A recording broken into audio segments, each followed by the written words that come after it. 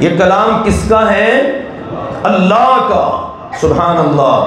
تبارک الذی نزل الفرقان علی عبدہ، بابرکت ہے وہ ذات جس نے اپنے بندے پر فرقان کو اتارا، وہ اللہ ہے.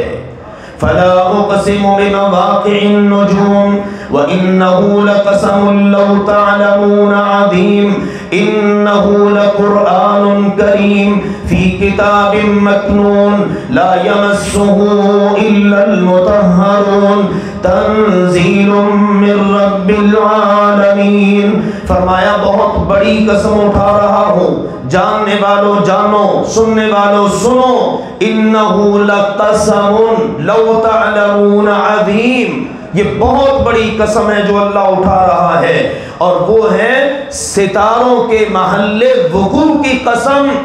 فرمایا یہ عزتوں والا قرآن ہے، اس کو پاکیزہ لوگ ہی ہاتھ لگاتے ہیں، لوح محفوظ میں یہ پورے کا پورا درج ہے، اور اس کو اتارنے والا رب العالمین ہے.